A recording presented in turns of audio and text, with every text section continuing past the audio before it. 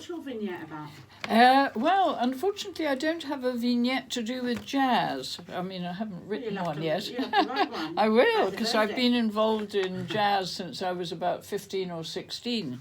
But, well, I mean, listening to jazz, not playing jazz. Anyway, so my vignette is about Paris, and it's about photography and what I used to do in the past, in the pre-cinema. And it's called Mad Dealers Number 1, because there are a lot of mad collectors and mad dealers. So anyway, here goes. Mad Dealers Number 1. I was in Paris.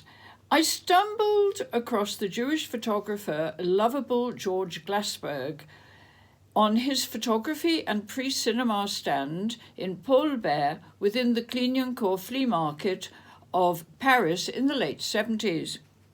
Overnight, from being a specialist games and antique games and dexterity puzzle dealer between Paris and London, I became involved and fascinated by the magical world of pre-cinema, with its magic lanterns and paper optical toys manufactured prior to the advent of cinema in 1895.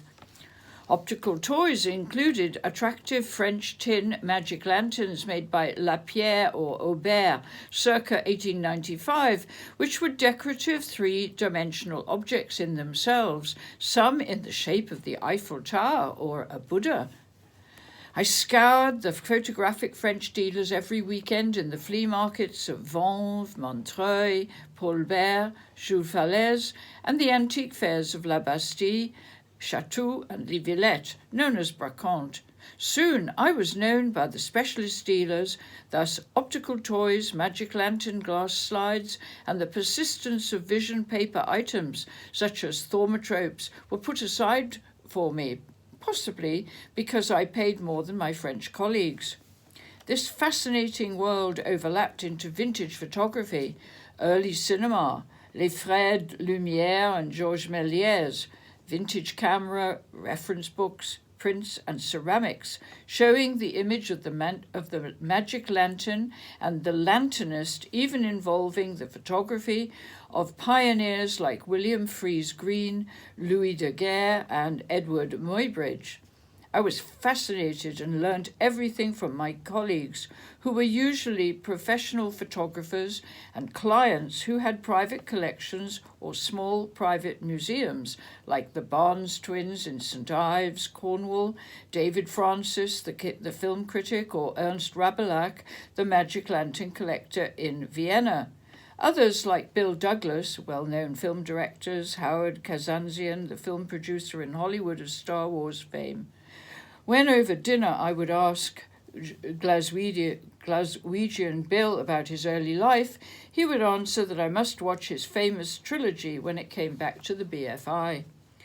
George had a wonderful lined face full of life's experiences, abundant white hair, a ruddy complexion and a broken vein nose, probably drinking copious amounts of red wine. I only wish I had taken his portrait. He worked side by side with his inseparable mistress, Mary Mad, a suitable name as she was madness itself. I would hang out with them on his stand on Saturdays and Sundays and watch the world go by, meeting a few obsessional collectors and listening to intense photographic technique conversations with other photographers, amateur or professional, such as Swiss Michel Auer. I recall buying a tin magic lantern, and Mary Mad had to remove the lens to wrap it separately. She opened a drawer to look for some newspaper, and then put the rather phallic lens, after carefully wrapping it, into a small, very familiar-looking plastic bag. A recycled sanitary towel bag of all things, thankfully unused. Soon I got invited for dinner at Georges' Montmartre studio, just off the famous Place de Théâtre, where artists drew caricatures for the ever-present tourists. I knew he had a house in Opède in the south of France with a wife and children, but he lived in harmony with Mary Mad until she became a radio ham, staying up all night talking to truck drivers and the like. George grew jealous and irritated when she arranged to meet one of these hams at night. Maybe that's why he decided to leave Paris and his younger mistress, because he couldn't keep up with her vitality and youth. Exciting, seductive Paris was far, far away from the quiet life that George would return to when he finally left Paris and his cosy working photographic studio. There he proudly showed me his black and white landscape photographs, books and exhibition catalogues from his past work in the 50s, but I was only interested in portraits like the fashion photographer Willy Mewald had shot and gracing his studio walls in Montparnasse. We lost touch. I called him once from Menton, hoping Oppède was close by, as I had no idea where it was located. We didn't have Google Maps in those days. We chatted and laughed about the good old days for an hour, and then he rang off and exited from my life forever. George died in 2009. Disillusioned, he also broke with his best friend, the art dealer Elliot Baruch, who I introduced to my close friend, American Carmen Salas.